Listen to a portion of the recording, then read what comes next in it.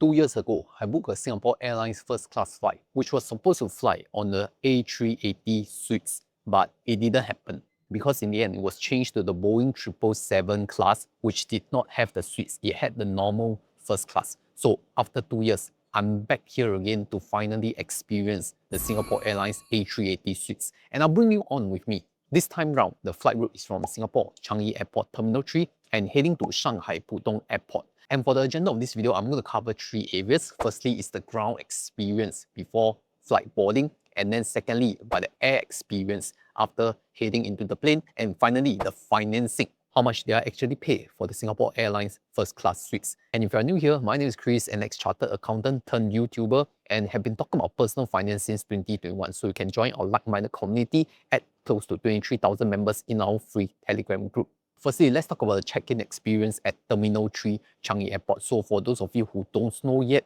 there is a dedicated first-class check-in counter at Terminal 3. You don't go to the normal departure area, you go to an exclusive area. This is where there is a lounge-like experience, a hotel lounge experience, so you don't have to queue up at the lines. And after check-in, I received my gold boarding pass finally for suites, and also getting the private room pass, which is also gold in color.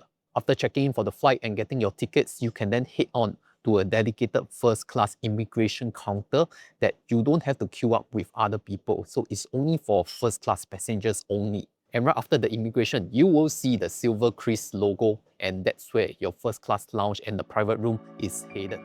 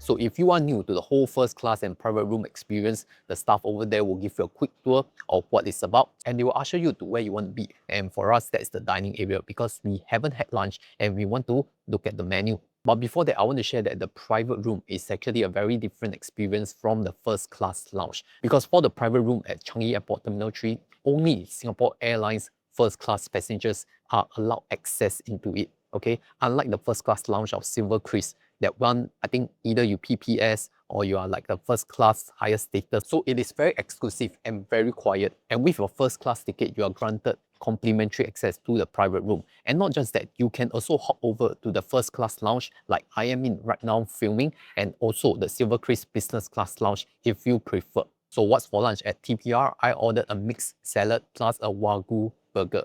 Okay, the last time around I had the pan-seared chicken breast, I think it was good. This time around I had the burger, which was also good. But generally, I think the food quality at the private room is really high. Like, it's almost fine dining standard because they use very high quality ingredients, although some of you may not agree, but I do have very high praises for them. And the service level at the private room is also very excellent because they do not have many passengers in that room itself. So my Wagyu burger tastes amazing. I think you should order it if you can eat beef. After lunch, I hop over to the first class lounge, which is where I'm in to do some work and filming. Okay, this is the life of a content creator.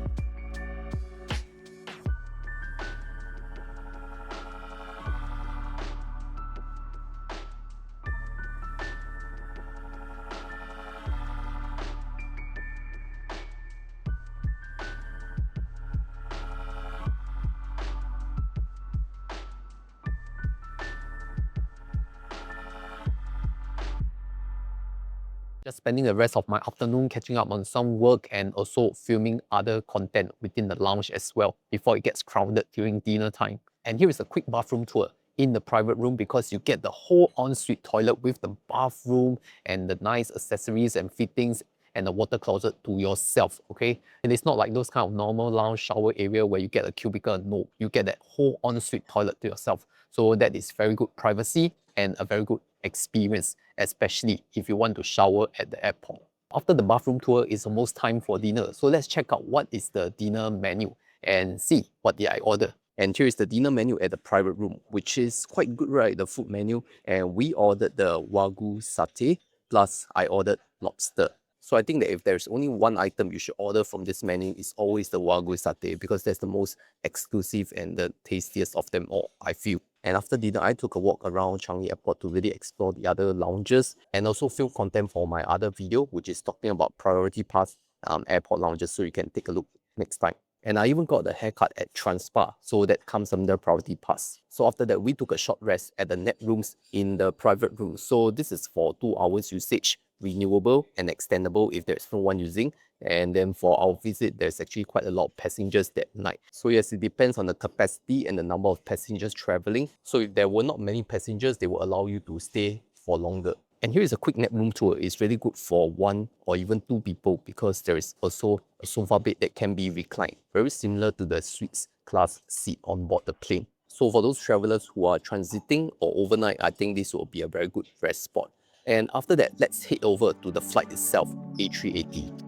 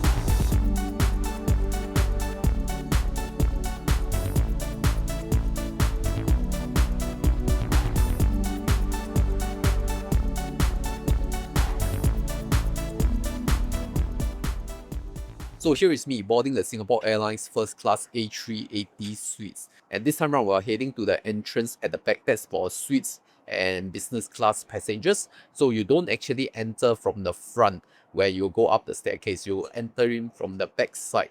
Right, that's why you have this reverse view. But that's okay, I'll do another introduction that's coming out from the stairs. And you can see here that there's this flight of stairs from the first deck leading up to the second deck.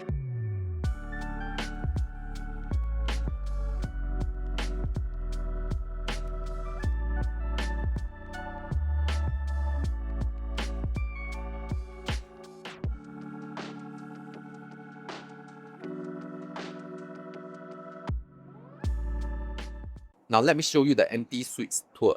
I'll be seated at seat 1F, which is on the starboard side, the right side of the airplane. Now I chose this seat because the windows, from what I heard, are more aligned to the seat.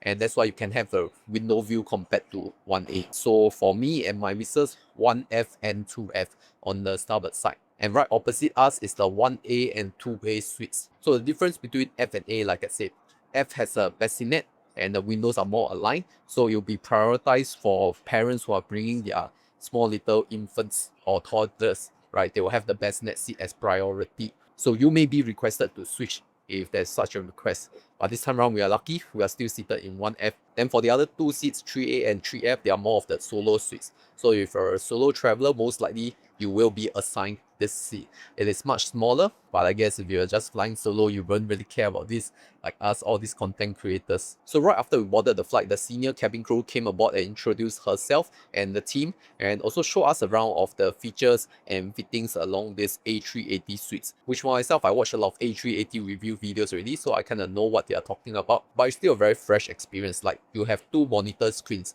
one for you at the front to, you know, look at it when it's takeoff, and the other one, the larger TV screen, is when you can spin your chair after takeoff and it's steady at altitude, then you can look at the larger screen. Then on the right side, you have the headset as well as the amenities pouch. They are all provided to you before you even request for it. So that's quite different from my first class flight 2 years ago. And there's so much more storage space. And this time around, you can even have a locker space to store your bag, which I felt that is quite different from the Boeing 777, because Boeing 777, there is no compartment for you to store your bags. And there are two charging ports at 1F, one on the left side and one on the right side. So it's quite convenient.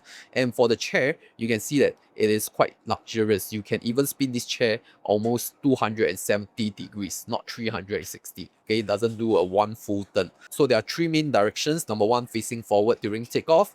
Number two, facing the TV. And number three, facing the bed. That's when you can face your partner if you are both on 1A and 2A, or 1F and 3F. The seat controls are on your left armrest. That's where you can control the seat in terms of how you want it elevated, also as the leg rest, how high you want it to be.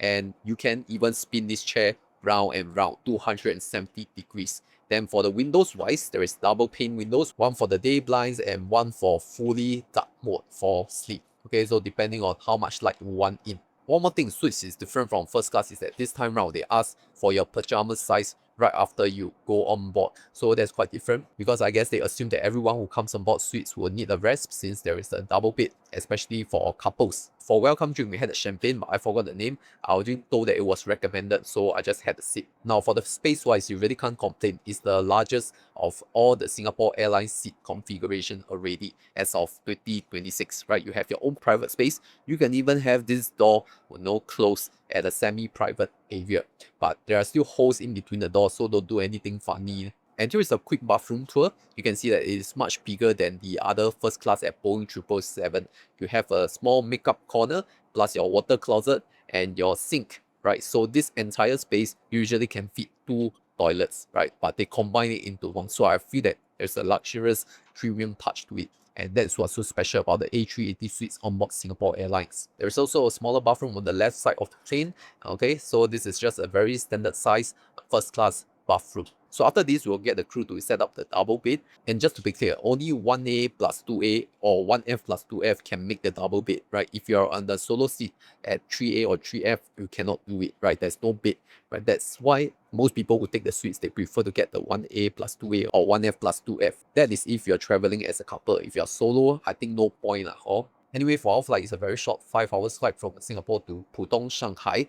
Okay, so there's really not much time to sleep or rest. It's just a novelty factor that we just want to experience once in your lifetime, lying flat on the airplane. I think there's a very luxurious feeling behind it. For food wise, they have an extensive menu from the suites. You can take a look at the paper menu. If not, you can be like me, book the cook. For me, this is the roasted veal chop, I think. And it comes in the full set course. So you have your appetizers like fruits, yogurts, desserts, and then you have your mains, and then you can order your drinks unlimited, right? Even alcohol, all these are unlimited, but I'm not really a drinker, so I didn't really order alcohol. Now, if you were to ask me for normal travel, if I were not doing content, I feel that even business class is premium and luxurious enough for me already. I don't need to go until first class or suites to really enjoy that kind of premium experience. I feel that at business class level, the price to performance ratio is optimal enough for me. And it definitely costs much less miles plus easier to redeem because of more availability compared to 6 seats on the A380 Suites and 4 first class seats on the Boeing 777. And in fact, let's be very honest that KrisFlyer miles is getting harder and harder to redeem because more people have more miles, plus the seat availability is getting lesser and lesser. Yeah, so you really have to try your luck. So before I share the finances of how much I paid for this flight, I just want to ask you a small request, right? If you really enjoyed this tour so far, do help me click this exclusive interactive brokers link or scan the IBKR QR code here. So it's a very small support. Every click I receive, I get a small commission, right? So it will encourage us to do more content because this content itself is not sponsored by anyone. Okay, I use my own mouse to redeem and there's no much advertisement. So if you want to do more flight reviews, really need to have more support. Yeah, thank you to all those who have clicked. So moving on to financing, let me quickly break down how much did I pay to fly on this flight. And the exact amount is $65.20 in SGD, Singapore dollars. And that is just for the airport taxes because I did not use cash to pay for the flight ticket. I redeemed my miles using my credit card points transferred to Singapore Airlines KrisFlyer miles. So for reference, I did a quick search, and for a one-way ticket from Singapore to Pudong in suites, it costs around $6,365.20, including airport taxes. So if we just take out the airport taxes of $65.20, that will be $6,300 one way. That's the cash value of the flight ticket. But since I use miles to redeem, I only use 58,000 KrisFlyer miles on suites saver rate. Okay, not advantage, it is saver rate, 58,000 KrisFlyer miles. And if you want to earn KrisFlyer miles faster, one good app that I would recommend is to use the Kris Plus app, which you can use at dining or shopping destinations in Singapore and some other regional areas. So yes, I do have a referral link for Kris Plus if you want to use it. But let's do the CPM cents per mile calculation real quick because like I said, the cash value is $6,300. And if you were to divide that by 58,000 miles, the cents per mile value will be 10.8 CPM. And that seems like a very high value, right? 10.8 cents per mile. But I really don't value it that high because different people enjoy different things in life. I will not overinflate my miles and tell myself, hey, this flight is worth 10.8 cents per mile. No, okay? And over the years, I have worked out different credit card strategies to, optimize the card, the MCC, the crediting partner, the correct category to really make sure I earn all these miles on the credit card points. And yes, I even document all this content on my YouTube channel that you're watching right now. So I'm sharing to other people how to do it as well. So this is the real hard work behind this. It doesn't come for free. Just because I redeem my miles, I won't say that this flight is free. There is a lot of opportunity cost involved. So my overall verdict of this first class suites on A380 is that it's a once in a lifetime experience. I feel that everyone should try it if they have the opportunity. But if you ask me, would I pay $6,300 just for one way flight on this? I'll say no, I probably wouldn't spend it that way because you're paying $6,300 for 5.5 hours of luxury flight experience, which I feel that it is too luxury for me at my level right now. It is very expensive, no doubt, but I feel that if you can use credit card points, transfer to miles, and then redeem it, if you're that lucky, I think it's a worthwhile experience to have, especially if you're celebrating a joyous occasion like a birthday or wedding anniversary or honeymoon. So overall, if you're lucky to be able to find an available seat, especially for Suite Saver on the Singapore Airlines and redeem your miles, I feel that it is a good opportunity to take it at least once in your lifetime. And if you want to learn about higher level strategies, how to earn more miles on the best Singapore credit cards, then I can refer you to a previous video that I did right here.